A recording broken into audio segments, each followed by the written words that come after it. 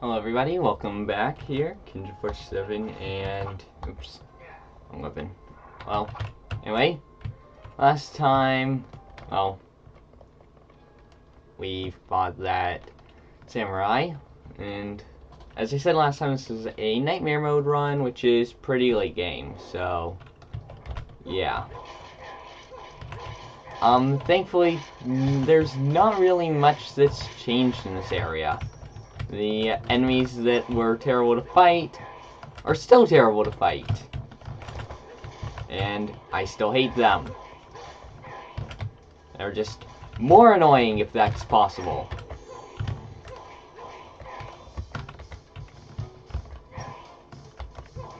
But, yeah. The strategies are still pretty much all the same. Except AoE attacks make this area a little bit easier, actually. Because, well, it's not always you that they'll hit. I'll just say that. Yeah, I don't understand what these bats are trying to do. They just fail miserably. And in swarms or something, they could be sort of a threat if you squinted. But they're not really any issue. And the mages, get behind them, they're dead. That simple. Now there is one weapon that I want, and that is not it. Wait, on. Oh yeah, so yeah, I did get the saver. Yeah, it's been a little bit since I last recorded, so sort of trying to remember what all I did. Not sure why those are still here, like... Huh. And those skulls being there.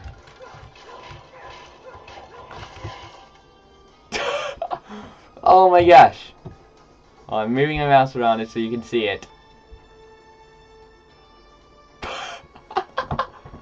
Holy carp! So that's what they look like before they attack or land down. Oh my gosh, that is ridiculous.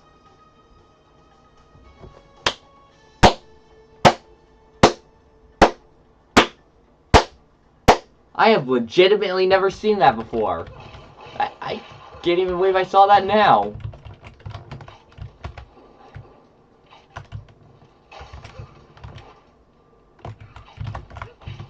Or did I just get a frame perfect input or something? Well, whatever case.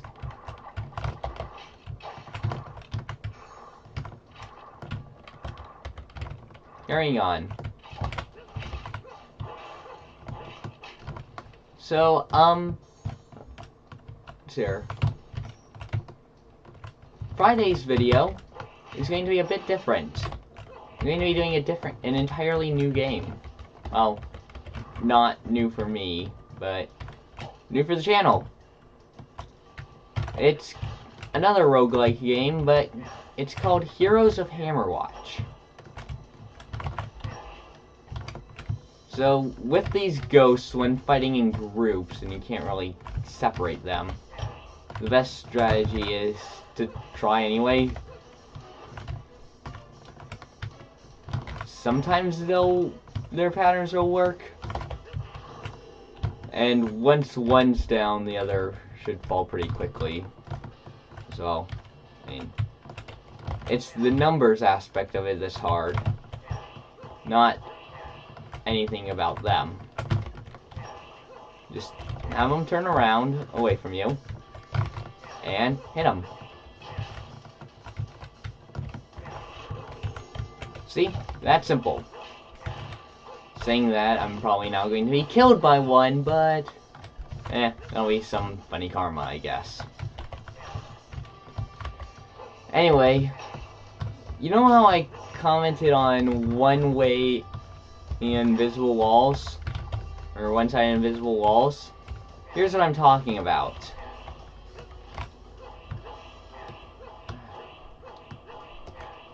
I was able to do that earlier.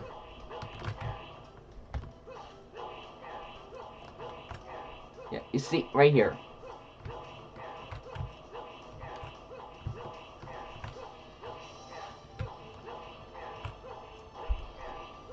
If I do this, shots just go through the wall.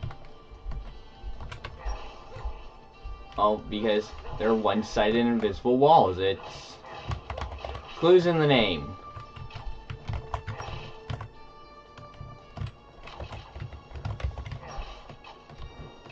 But the main strategy with pretty much all the wizards, don't allow yourself to be in a position to be hit.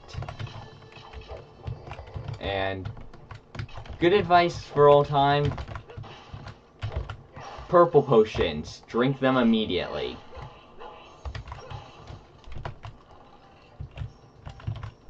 Or at the very least, as soon as you enter a new room. Sometimes drinking them in the middle of combat could screw you up. But, I mean, the effects aren't too bad. Worst that could happen is, well, depending on your definition of worst, you could either lose attack or have the screen change a little bit. All in all, not too bad. Certainly better than the red potions. Red potions are dire potions. You don't want to drink them unless you're in a dire situation. But that's also what makes them a threat, I should say. Because they have about a 50% chance of healing you. 25% chance immediately, 25% chance over time. The other 50% chance is also divided evenly, so there's 4 different outcomes, each equally likely. So, healing it immediately. You drink the potion, boom, X amount of health restored. It's always percentage-wise. Never a set amount. It won't be, drink this small red potion, gain 50 health. No. I believe it could be like 30% health. Yeah, 30% for the immediate. For the medium-sized one, it's 30% over time and 50% immediate. And for the big red, it is 50% over time and 80% immediate. So there is an obvious trend here. The immediates give more health than long term. But here's the problem. They can also deal damage. Not as much as they heal, because that would certainly be deadly. I mean, especially with that 80%. You would never, ever drink a large red potion. You'd just be scared out of your mind. But it's always enough. I think I should put it that way. It's enough to cause damage that probably will get you killed. Because, well, I mean, you just took maybe 50% health loss immediately, 30% over time for the large. But don't worry, it won't kill you. Like, it can't kill you. Same thing with poison. It can get you down to 1 HP, but it has to be an enemy hit that finishes you off.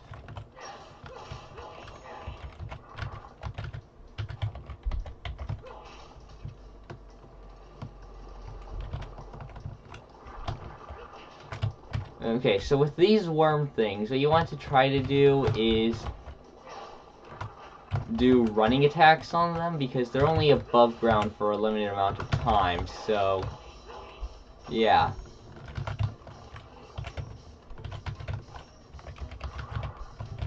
Oops. Wrong food, but whatever. So, Yeah. There's a cool little thing that I want to show you in the end of Area 5. I'm going to make pretty much the second half of Area 5 a third video that's probably going up on Saturday.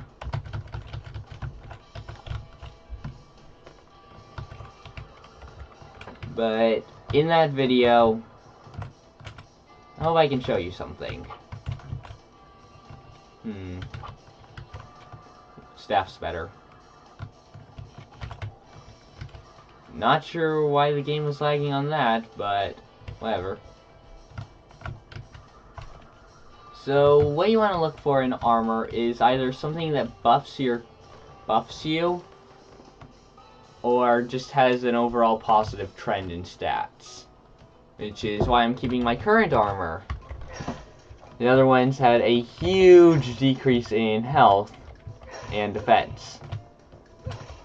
So the way to look at it is every 5 points in health is 1 stat point. So every 5 health, 1 stat.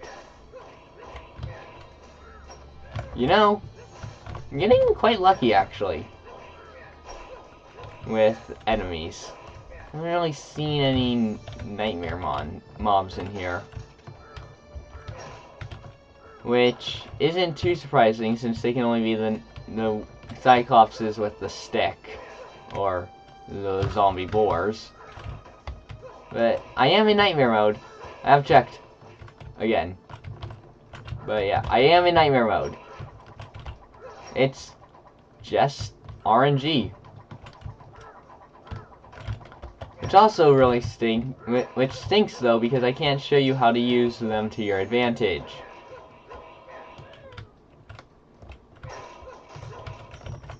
But yeah, being able to go berserk is pretty awesome, because you attack super fast.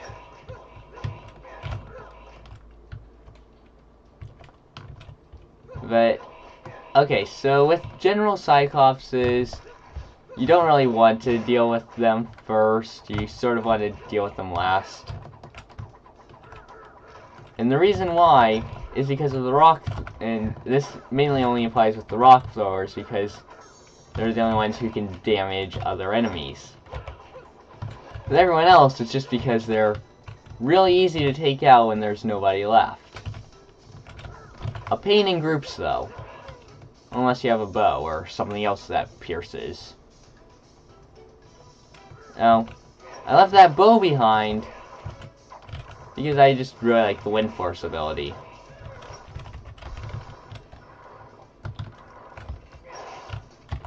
But I will be switching it with this staff because of freezing.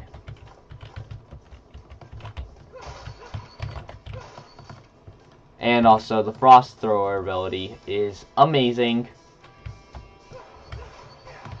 Okay, so these salamanders here, they have a ton of health, deal a good amount of damage, and, well, but yeah, with the staff, it's pretty easy to take them out, because you can teleport out of the way. You just want to trigger an attack, dodge, and hope that they use their ground pound there. Once they get on the floor, it's rather easy because, well, they're just not attacking you.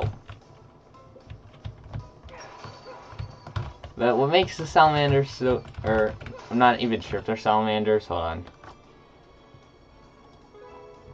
Monsters. Yeah, giant salamanders. What makes them deadly is when they're in groups with other enemies. Because they're more of a, well, they're more of an annoyance, I guess. So, in the shop, I don't really like to leave anything behind. I'm gonna be drinking this potion immediately. See? 30% immediate. Taking the defense buff because, well, defense. And this ghost flame. Now what's cool about this is it essentially creates a danger zone around me, where any enemy really close to me will take damage when the Ghost Flame hits them. Yo! Come on, game. I would have rather fought a bunch more of the nightmare Cyclopses than him. That's how much I dislike this guy. I'm only good at him because of how much I've fought him. Not sure if you can tell, but the Great Mole Shark is definitely on my list of least favorite bosses. But thankfully I have the staff, so I deal extra damage because of status effects.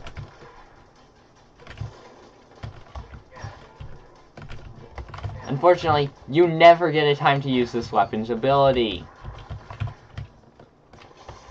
And all of the breakables around you are not worth it. You do not want to break them. You want him to break them because they could give a healing item.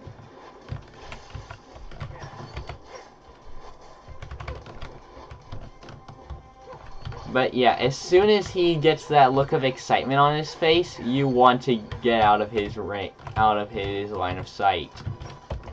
Because he will start charging at you, and that will hurt a lot.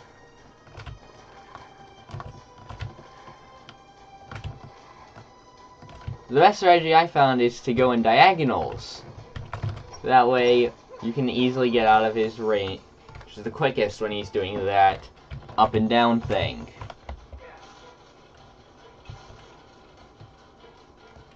I think I've got time to do Area 4. All of Area 5 on Saturday, and... okay, yeah. So here's the plan. Assuming I don't die, that is. Keep in mind, all of these plans are pretty much assuming that. And I've switched into that robe for a second there. I did that just so I could easily grab more items. Because it was probably going to happen eventually, even if on accident. Anyway, Area 4. Skull Dungeon. But, you know, I'm really surprised. Not one nightmare enemy in the secret path. Or secret path. So, the strategy here is that enemies well, Skull Dungeon is showing no restraint at all. Bone Dragon in room 1! Oh my gosh. Pretty much a giant welcome to the hard part. However, there is hope. This is the first area where you could get Lord weapons. And the Lord armor. Which are pretty much requirements to attempt to fully complete Nightmare Mode. And I'll show you what I mean soon. Because there's extra stages in Nightmare Mode. Area 6. Only been there 3 times.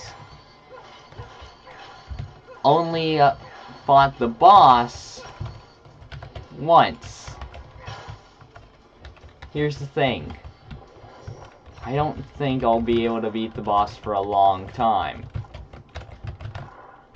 Which is a shame. Because, well, I really want to get all of the items. But I can't because there's something locked until you kill him.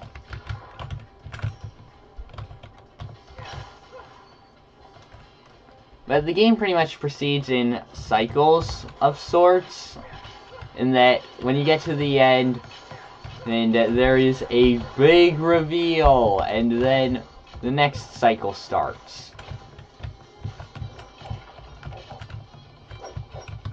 Which, for the most part, the big reveal only happens once per reveal. But there's only 3 reveals. Well, technically 4. And those are the first time you beat Area 5, the second time you beat Area 5, the third time you beat Area 5, and the first time you beat Area 5 in Nightmare mode and did a certain requirement. Don't worry, it's pretty hard to mess up at that point in the game. Well, getting the requirement. Getting there is its own burden, but more on that later. Right now, we've got a treasure realm. Spirit of Frost and the Flintstone. So, my strategy here is a bit unique in that I go for what are just treasures above, well, items. The reasoning is this. If I find that item in the next room, I wasted my gold. Wait, what? That's happened before, but I still don't understand it. Sometimes when you use the frost thrower and do a certain action at the same time, it causes the frost to go invisible. But anyway, the good thing about Area 4 again is that enemies have a period before they can get up in this area, so you have a small window of free damage. And all of your enemies are undead, so woot! Okay, fun little secret. Hoping I can do this. And hoping my Spirit of Frost doesn't screw it up for me.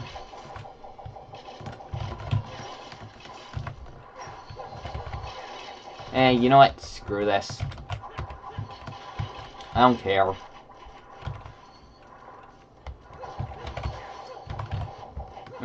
Well, let me explain what can happen. If you kill the boar rider last, the chest will spawn. Once the boar's dead. Not when the rider is dead, but when the boar is. Still don't fully understand why. I mean, it doesn't happen on any other enemies. At least from what I've seen. Even enemies like these two that haven't been triggered. So, in a sense, they haven't spawned. The mirror of... well, the evil mirror, really. Fun thing. The mirror is pretty useful. And I am not taking the spear. The spear is decent at best. Why? Short range, and its ability has a pretty large cooldown, which is not good, because the ability is actually pretty useful though, but you can rarely use it. It feels like, and especially in battle. It feels like a once a room thing. Now, you may notice that I have an abundance of healing items, but I'm not at full health. Let me explain why. I don't really like using healing items unless I have 9 of everything or am in a dire need of it. I don't really know why, it's just how I am. But yeah. Anyway. I'm sort of sad that I didn't get the weapon that I wanted. Or the weapon class that I wanted. Talked about it last time. It's the Black Hole set. Found in areas 3 and 4 and sometimes 5, but it's not really useful there. unless you've got this, pretty much. No! Not you! Anyone but you.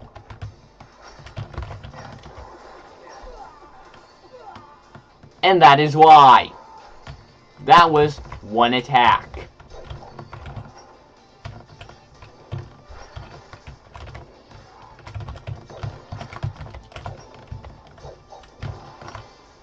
I think I'm gonna get him down to really low health, and then... or not. Luckily I've got the mandala, I'll show you why that's... come on. Surprise! I'm back! At full HP.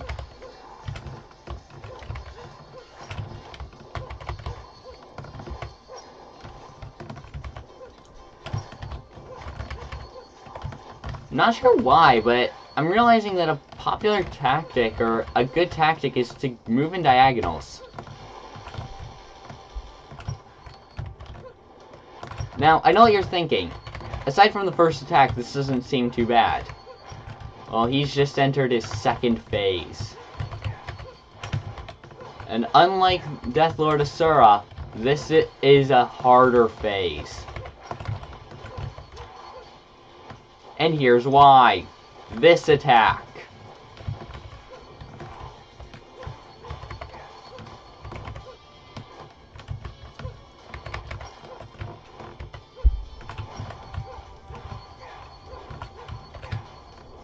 And there's one other reason, but I'm not sure why it's not triggering. Usually he's supposed to fall down at least twice in the battle. And there we go. But you don't want to just think of it as free damage. Oh no. Use my demonic pact and my mandala. Taking this broadsword.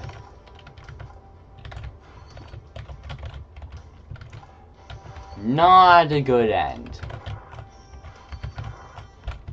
Well, let me show you what this broadsword can do. It can do that. And it has pretty high attack. Well, anyway, this has been Kinja427, and see y'all in the next video.